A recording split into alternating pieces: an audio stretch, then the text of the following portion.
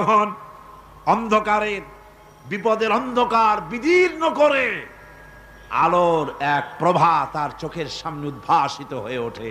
সেটা কি? সেটা হলো আল্লাহ রাব্বুল আলামিনের বাণী, ফাইন্না মাআল উসরি ইউসরান ইন্না মাআল উসরি ইউসরা। আল্লাহ পাক বলেন, জেনে রাখো, দুঃখ এবং কষ্টের সাথে রয়েছে সুযোগ আর সুবিধা, আর অসচ্ছলতার সাথে রয়েছে উদার সচ্ছলতা। জোরে কোন সুবহানাল্লাহ। কাজে ভয় পাওয়ার কারণ নাই, হতাশ হওয়ার কারণ নাই। মন আশায় বুক বেঁধে রাখো। গুনাহ করেছো, হতাশ হয়ো না। যুবকদের গুনাহ করা স্বাভাবিক। ইউনিভার্সিটির ছাত্র, কলেজের ছাত্র, প্রফেসর, শিক্ষক, অফিসার ঘুষ খেয়েছেন, জিনা করা হয়েছে, মদ খাওয়া হয়েছে, মিথ্যা কথা বলা হয়েছে, যাই কিছু করেন না কেন ভয় পাওয়ার কারণ নাই, নিরাশ হওয়ার কোনো দরকার নাই। আল্লাহ পাক ডেকে বলেছেন, কুল ইয়া ইবাদিয়াল্লাযীনা আসরাফু আলা আনফুসিহিম লা তাকনাতু মির রাহমাতিল্লাহ।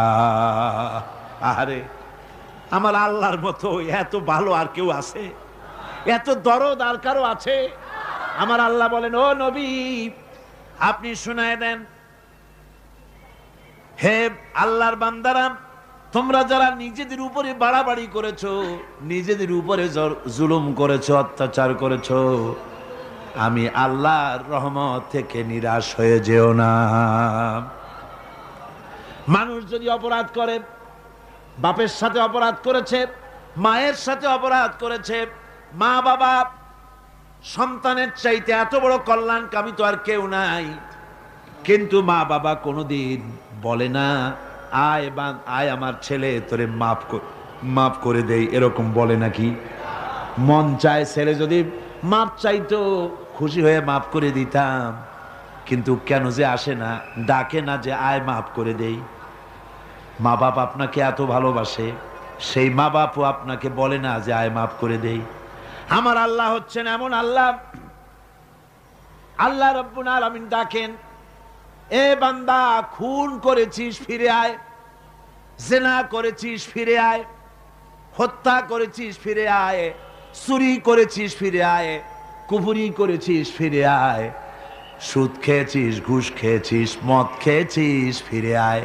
এসে আমার দরবারে চোখের পানি ফেল, আমার দরবারে কাঁদাকাটি কর। ইন্নাল্লাহা ইয়াগফিরুয যুনুবা জামিআ ইন্নাহু হুয়াল গফুরুর রহিম। আমার দরবারে চোখের পানি ফেলে কাঁদ, আমি রব্বুল আলামিন জিন্দেগীর গুনাহ মাফ করে দেব। সুবহানাল্লাহ কোন, সুবহানাল্লাহ কোন। আমার কাছে কান, চোখের পানি ফেল। আল্লাহ রাব্বুল আলামিনের কাছে বান্দার দুইটা ফোঁটা বেশি প্রিয়। একটা হলো জিহাদের ময়দানে যে রক্ত ফোঁটা দেওয়া হয়, এটা আল্লাহর কাছে প্রিয়। আর আল্লাহর ভয়তে গুনার জন্য লজ্জা করে, অনুশোচনা করে বান্দা যখন চোখের পানি ছেড়ে দেয়, আল্লাহর কাছে এটা অত্যন্ত প্রিয়। নবীজি বলেছেন, বান্দা যখন গুনার ভয়তে, আল্লাহর ভয়তে, জাহান্নামের ভয়তে অনুশোচনা করে যখন চোখ দিয়া পানি ছেড়ে দেয়, ওই চোখের পানি নাকের অর্ধেক আসতে না আসতে আল্লাহ রাব্বুল আলামিন বান্দারে মাফ করে দেন। আল্লাহ বরদাস্ত করতে পারেন না যে বান্দা কান্দু। আমার ভাইরা, আল্লাহর রহমত এই পৃথিবীতে, আল্লাহর রহমতকে 100 ভাগ করা হয়েছে। আল্লাহর রহমতের কত ভাগ? এই 100 ভাগের 1 ভাগ সারা পৃথিবীতে ছড়াই দেওয়া হয়েছে। আর 99 ভাগ কার কাছে? আল্লাহর কাছে। 1টা ভাগ দুনিয়া ছড়ানো হয়েছে আদম আলাইহিস সালাম থেকে নিয়ে এই পর্যন্ত, এখান থেকে নিয়ে কিয়ামত পর্যন্ত পৃথিবীতে যত মানুষ আসবে, যত প্রাণী আসবে, তাদের মধ্যে প্রাণী জগতেও গাবি তার বাছুরকে ভালোবাসে, ঠিক কিনা? হাতি তার বাচ্চাকে ভালোবাসে, ঠিক কিনা? মুরগি তার বাচ্চাকে ভালোবাসে কিনা? প্রত্যেক মাই তার সন্তানকে ভালোবাসে মানুষের মতো। এই ভালোবাসা, স্নেহ, এই মমতা, এই করুণা, এই মহব্বত একটা ভাগ দুনিয়ায় দেওয়ার পর আপনি আর আমি যতটুকুন ভাগে পেয়েছি সেই মহব্বতে, স্ত্রীর মহব্বতে অস্থির, মায়ের মহব্বতে অস্থির, সন্তানের মহব্বতে অস্থির। এখন চিন্তা করেন, একটা ভাগ সারা পৃথিবীতে বিতরণ করার পর যেটুক পেয়েছি তাতে যদি এত মহব্বত হয়, তাহলে এর 99 ভাগ মহব্বত যে আল্লাহর কাছে জমা আছে, এই বান্দার জন্য তার কত মহব্বত, এই বান্দার জন্য কত করুণা তার, কত মহব্বত তার, কত দয়া তার। এজন্য আল্লাহ রাব্বুল আলামিন বলেছেন, নাব্বি ইবাদি আন্নি আনাল গফুরুর রহিম। ও আমার নবী, সুসংবাদ দিয়ে দাও, বান্দাদেরকে শোনায় দাও যে আমি আল্লাহ তাআলা ক্ষমাশীল আর দয়াবান। হুজুর কাঁদতেছিলেন, হযরত ওমর রাদিয়াল্লাহু তাআলা আনহু এসে দেখেন হুজুর একা কাঁদতেছে। হুজুর জিজ্ঞেস করছেন, হযরত ওমর জিজ্ঞেস করলেন, হুজুর আপনি কাঁদেন কেন একা একা?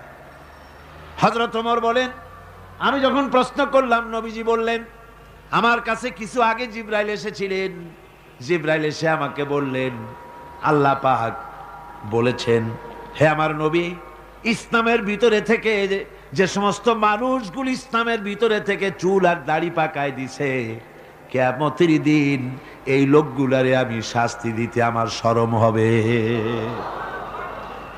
হযরত ওমর বলেন, হুজুর উম্মতের জন্য কত বড় খোশ খবর এটা, আর আপনি কাঁদতেছেন। হুজুর বলেন, ওমর তুমি জানো না আমার কান্নার কারণ ভিন্ন। আমার কান্নার কারণ হলো যে আল্লাহ রাব্বুল আলামিন কিয়ামতের দিন দাড়ি চুল পাকা বান্দারে শাস্তি দিতে শরম করবেন, সেই দাড়ি চুল পাকা বান্দাগুলি আল্লাহর সাথে নাফরমানি করতে শরম করে না। আমি এই লজ্জায় কাঁদতেছি। ভাইরা, হুজুর আল্লাহ পাক বলেন, ও আমার নবী, রাতের আধারে যখন একটা বুড়া আমার দরবারে হাত উঁচু করে, একটা বুড়া মানুষ রাতের আধারে যখন আমার দরবারে হাত উঁচু করে আর যখন বলতে থাকে, রব্বুল আলামিন আমার পেছনের জীবনটা বড় খারাপ করেছি, এমন কোনো কাজ জীবনে করি নাই যা তোমার কাছে কিছু দাবি করতে পারি, সব রকমের নাফরমানি করেছি, আজ আমি বুড়া হয়ে গেছি, কামাই করতে পারি না, ছেলে আমাকে চোখে দেখতে পারে না, পুত্রবধূ আমাকে ঘরে জায়গা দেয় না, আমার স্ত্রী আমাকে দেখতে পারে না, রোজগার করতে পারি না, হাঁটতে পারি না, চলতে পারি না, সবার কাছে আমি তিতা হয়ে গেছি, আমি দাঁড়াতে পারি না, কোমরে ব্যথা পাই, হাঁটুতে ব্যথা পাই, চলতে পারি না, কানে শুনতে পাই না, চোখে দেখতে পারি না, আর তোমার কাছে কিছু চাইয়া নেব এমন ভালো কাজও করি নাই। এইভাবে যখন বান্দা কাঁদতে থাকে আমার দরবারে, ও আমার হাবিব আমার রহমতের দরিয়ায় জোশ মেরে যায়, আমার শরম হয় এই বুড়াটারে কেমনে খালি হাতে ফিরাইয়া দেই। সুবহানাল্লাহ, সুবহানাল্লাহ। আমার আল্লাহর এত দয়া, আমার আল্লাহর এত মায়া, এত মোহাব্বত। আমার আল্লাহ রাব্বুল আলামিন বলেন, وَإِذَا سَأَلَكَ عِبَادِي عَنِّي فَإِنِّي قَرِيبٌ। ও আমার হাবিব, আমার বান্দা আমার ব্যাপারে প্রশ্ন করে, আমি বান্দার একদম নিকটে।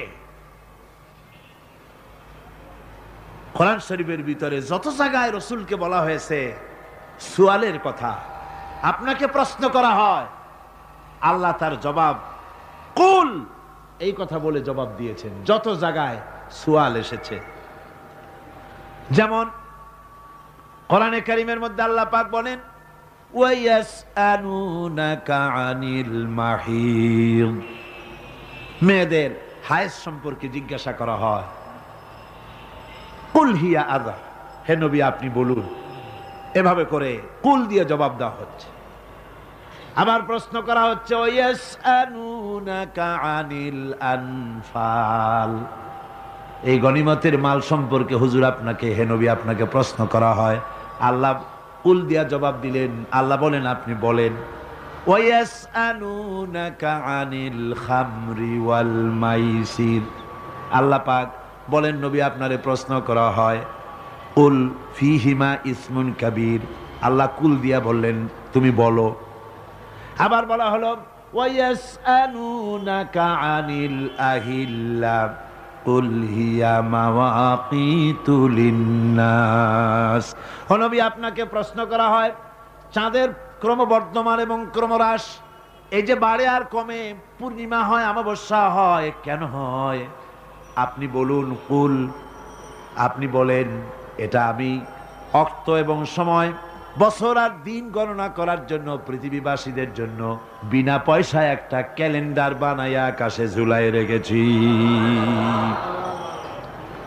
এভাবে যত জায়গায় এসেছে আপনাকে প্রশ্ন করা হয়, তত জায়গায় আল্লাহ জবাব দিয়েছেন কুল, আপনি বলেন। গোটা কোরআন শরীফের ভিতরে এই একটি মাত্র জায়গা যেখানে বলা হয়েছে আপনাকে প্রশ্ন করা হয়। আল্লাহ এখানে বলতে পারতেন কুল, আপনি বলেন, আল্লাহ তোমাদের নিকটবর্তী, এভাবে জবাব হয় নাই। এটা কায়দাটা হলো এই, আল্লাহ বলতেছেন ওয়াইজা সালাকা ইবাদি, ও আমার নবী, প্রশ্ন তো আমার বান্দারা আমার ব্যাপারে করেছে, এবার আপনার জবাবের কোনো দরকার নাই। প্রশ্ন আমার ব্যাপারে, আমি নিজে জবাব দিয়ে দেই, ফা ইন্নী কারীব। ও বান্দা, আমার ব্যাপারে প্রশ্ন করেছিস, জবাব আমি দেই, আমি তোর সবচাইতে বেশি নিকটে। সুবহানাল্লাহ। কত নিকটে? ওয়া নাহনু আকরাবু ইলাইহি মিন হাবলিল ওয়ারিদ। তোর যেই রগ, এই শাহরগের চাইতেও আমি তোর বেশি কাছে। সুবহানাল্লাহ। আমারে ডাক, আমারে ডাক, কলিজা দিয়ে ডাক, অন্তর দিয়ে ডাক।